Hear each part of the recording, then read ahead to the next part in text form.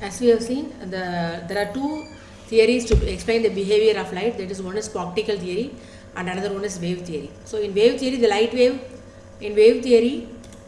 is considered as a plane wave, and its direction of travel can be indicated by a light ray which is drawn perpendicular to the face front. Okay, so the concept of light rays is very useful because the rays show the direction of energy flow in the light beam. So this is a diagram shows the representation of spherical and plane wave fronts and their associated rays. And linear polarization. So polarization refers to the orientation of electric field. So in the linear polarization, the electric and the magnetic field distributions in a train of plane electromagnetic waves at a given instant of time. So E and H fields are, and the direction of propagation are mutually perpendicular to each other. So the E orientation is here, H orientation is here, and the direction of propagation is indicated by the K. Polarization refers to the orientation of the electric field. Okay, so the waves are moving in the direction indicated by the vector. Based on the Maxwell's equations, it can be shown that E and H are both are perpendicular to the direction of propagation. And addition of two equal amplitude linearly polarized waves with the relative phase difference del equal to pi by 2 plus 2 m pi results in a right circularly polarized wave. So addition of two LP, that is linearly polarized wave, gives rise to right circularly polarized waves. Similarly, elliptically polarized light results from the addition of two linearly polarized waves of unequal amplitude. Of equal amplitude means it is circularly polarized. Of unequal amplitude means it is elliptically polarized waves. Okay. Quantum nature of light. So in dealing with the interaction of the light and matter, such as occurs in dispersion, in the emission and absorption of light, neither the particle theory nor the wave theory of light is appropriate. So we must go for quantum theory, that is E equal to h nu. The energy contained in a photon is given by this Planck's constant h into the nu. So we must turn to the quantum theory, which indicates that optical radiation has particle as well as wave properties. So both particle as well as wave properties exist. E equal to h nu. The particle nature arises that light energy is always emitted or absorbed in discrete units called quanta or photons. So the discrete unit is called the quanta or photons, which is given by h equal to nu. H is the Planck's constant. Okay, when light is incident on an atom, photon transfers the energy to an electron within the atom, thereby exciting it to a higher energy level. So similarly, if an electron in excited state brought to a lower state, then a photon is emitted. Which is exactly equal to this energy. So coming to the basic optical laws and definitions, how do you define a refractive index? So the refractive index is given by n equal to c by s, where c is the velocity of light in free space and s is the velocity of light in the matter, in the material. So suppose if you want to find the refractive index of a material, then s is the speed of light in that material, c is the velocity of light in free space, and n is the refractive index of that material. Okay, so this is the thing. This table shows the various materials and their corresponding refractive index. Coming to the reflection and refraction, two processes takes place, reflection and refraction.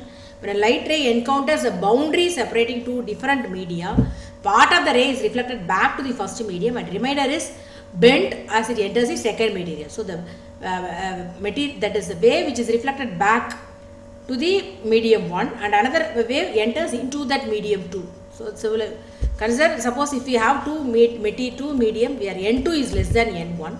So this diagram shows, so n2 is less than n1. So part of this is the incident ray, part of it is reflected, another part is refracted. That means enters into medium 2, that ray is called refracted ray, and medium 1 it is a reflected ray. Okay, this is the boundary line which separates medium 1 and medium 2, and normal line, this is the normal or perpendicular line. Okay, here n2 is less than n1.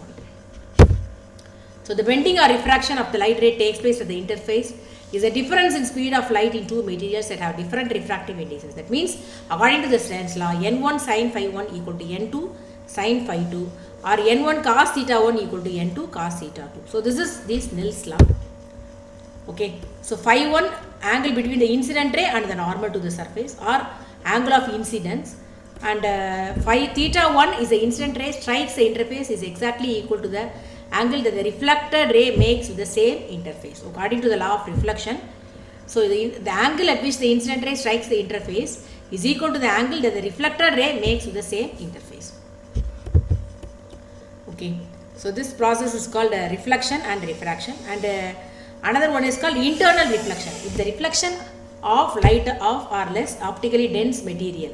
So suppose if the reflection from a left optically dense material is called the internal reflection. Say for example, if a light travels through the fiber, so core, the surrounding is called, the center part is called, or the surrounding material is called the cladding. So the refractive index of the core is greater than the refractive index of the cladding. So that means that process is called the internal reflection. So the light reflects from the cladding and it travels through the core. That is called the internal reflection. So this diagram shows the critical angle and total internal reflection at glass air interface.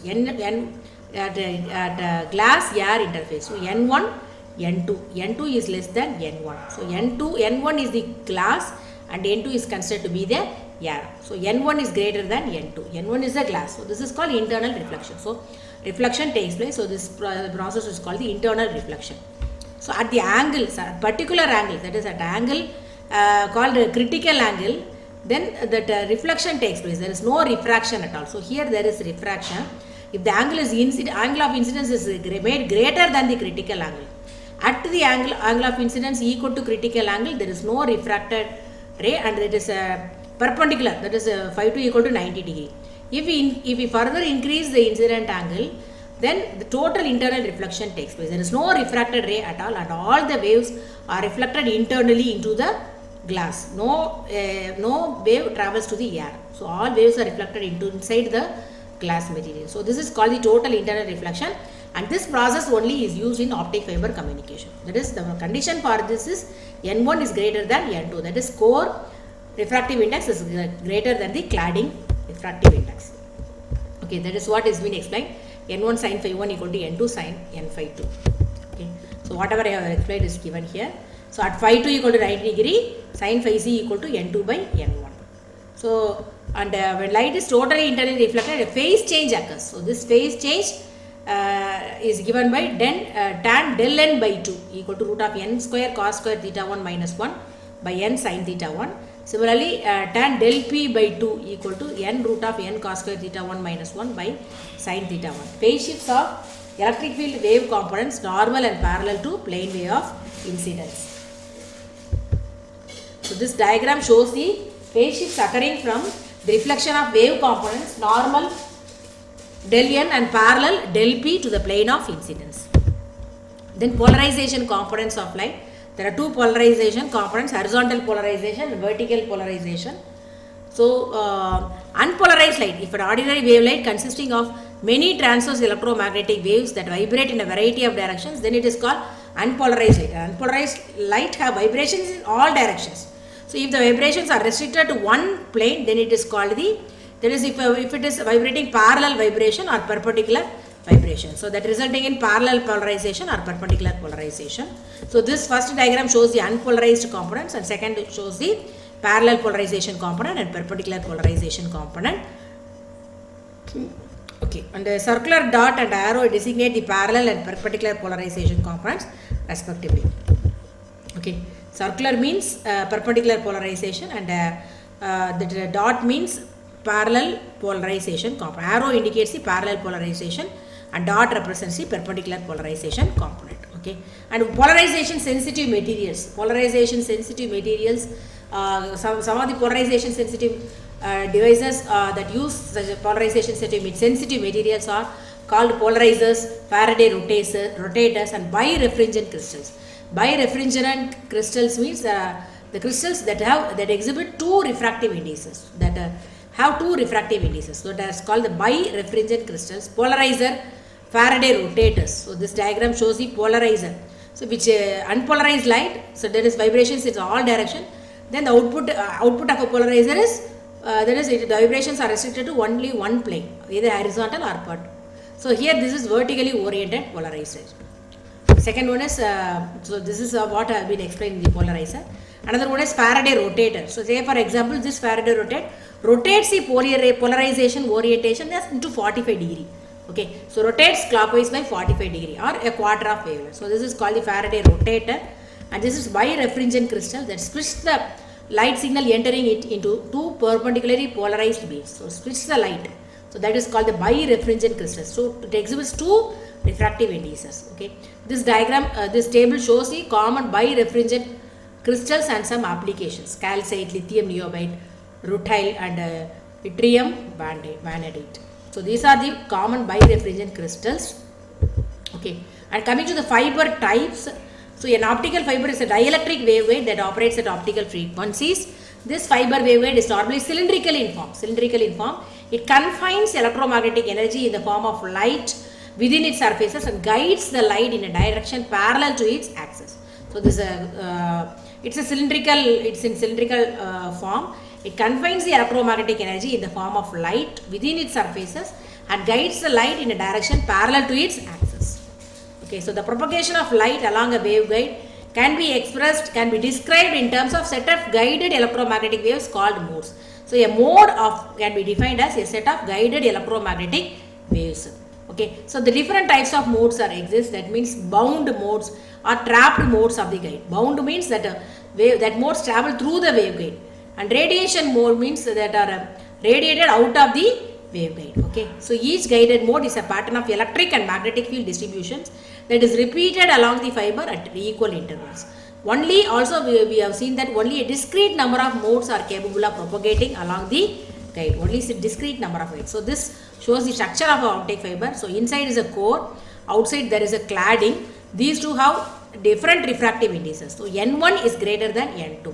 Always the refractive index of core is greater than the refractive index of the cladding, so that in total internal reflection takes place. Outside there is a buffer coating. So this 2A, A is the radius of the core. Okay, so this is what I have explained here. The cladding reduces scattering loss that results from dielectric discontinuities at the core surface. It also adds mechanical strength to the fiber. So SiO2 is being used, or SiO2 silica glass is used as a fiber material, and higher loss plastic core fibers with plastic claddings are also widely in use, and most fibers are encapsulated in an elastic abrasion resistance. So these are the different types of fibers. That is single mode step index fiber, multimode step index fiber, multimode graded index fiber. So step index means there is only the refractive index is uniform along the core, and whereas in a graded index the refractive index decreases as the radius increases. So as the radius increases, from core to cladding, the refractive index decreases. So that is called the graded index. If it supports only one mode, then it is called a single mode. If it supports many modes, then it is called a multi-mode. So this is the classifications of fiber. Okay, this is what I have explained. And the common sources used are LED and laser. LED is used for a multimode applications. LED is being used, and laser usually it produces can be used as a single mode fiber. Okay, and rays and modes, as I have explained, ray theory, particle theory. So coming to the wave theory, so the expression is given by the expression for wave propagation is given by e power j omega t minus beta z, where beta is the phase constant. Beta is a phase constant, and k is equal to 2 pi by lambda. Omega is the angular frequency. So as we have seen, only discrete values of beta can be assumed, and the expression for N2 is given by N1 into 1 minus del, where del is called the refractive index change. Change is the refractive index. Okay, so N2 equal to N1 into 1 minus del. Del is called the core cladding index difference, and whose value is normally 0.01. The value of index change is normally 0.01. Typical values range from 1 to 3% for multimode fibers, and from 0.2 to 0.1% for single mode fibers. And the core refractive index is larger than the cladding index. Okay, so this is the condition. And ray optics representation, there are two types of rays. One is meridional rays and skew rays. The two types of rays are meridional rays and skew rays, and the diagram shows the meridional rays representation of the propagation mechanism and step index. So N1 is greater than N2, N1 is core, N2 is cladding. This is called the acceptance code. So all the rays within the acceptance code will travel through the fiber. So reflected ray, and this is the refracted ray. So they enters into the cladding out of the core. Okay. So meridional ray lies in a single plane and it is easy to trace. Difference between skewed rays and meridional rays is that meridional rays is easy to trace. Bound rays that are trapped in the core, bound rays. Unbound rays means that are refracted out of the fiber core. So this is ray optics representation of the skew rays. It cannot